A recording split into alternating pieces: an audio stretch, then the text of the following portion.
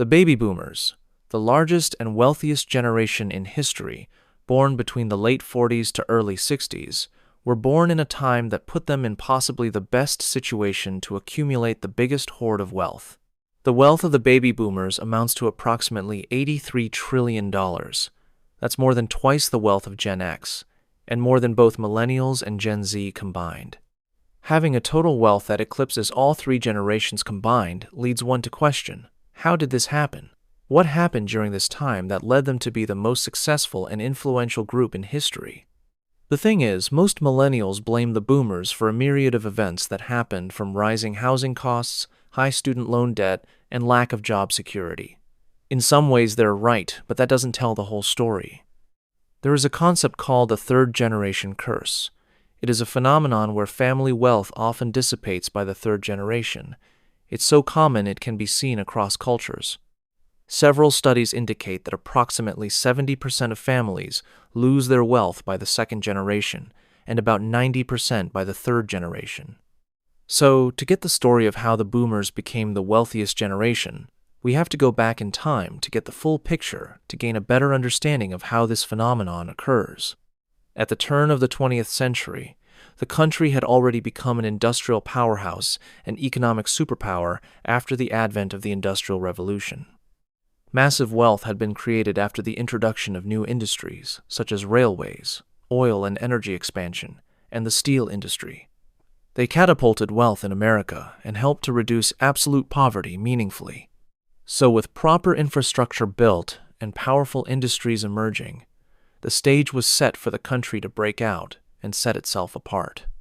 At this time, the cohort emerged that was responsible for the largest leap in wealth, power, and influence in the country, the greatest generation.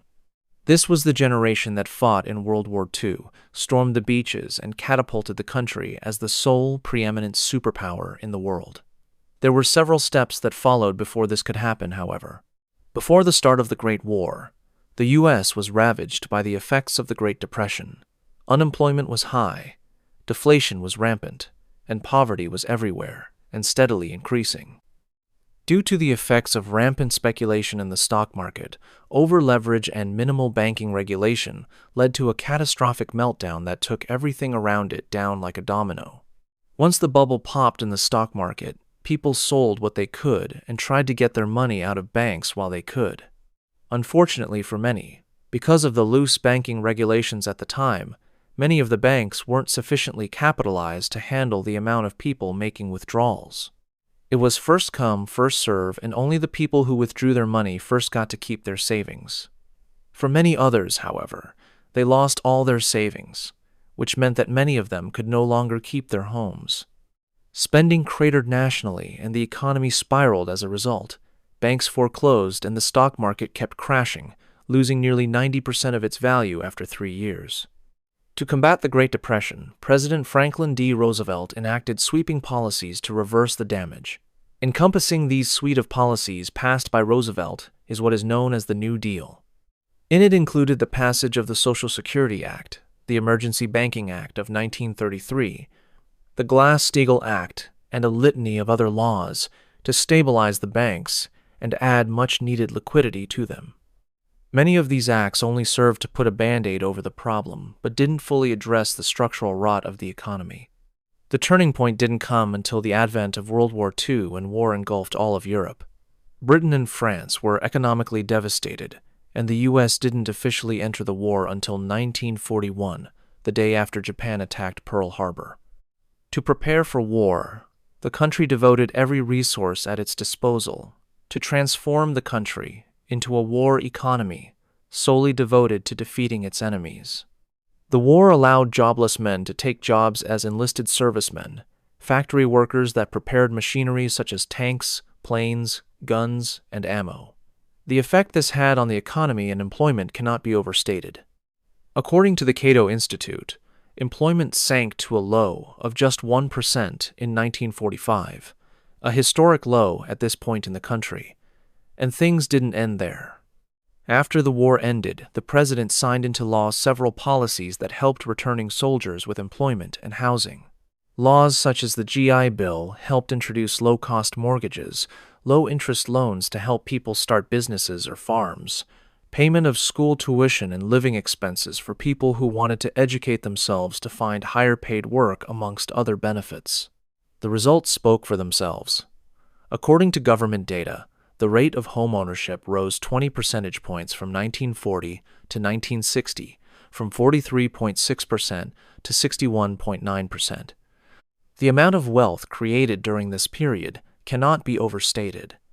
As a result of its many triumphs from the time period of the war until the 1960s, the U.S. became by far the richest and most powerful country in the world relative to other countries at the time. This was known as the last golden age of America. Wealth was more evenly distributed across the population than at any other time in the country's history.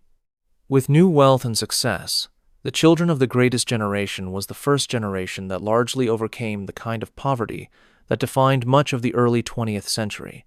They were the primary beneficiaries of the post-war economic boom and as a result were able to experience leisure that had not been available to previous generations.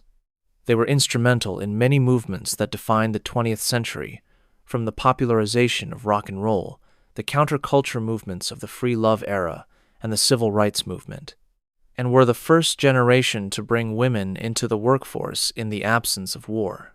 This generation experienced significant change, and their children, the baby boomers, were arguably the most influential generation in history. They were also the largest generation in history, hence the name baby boomers.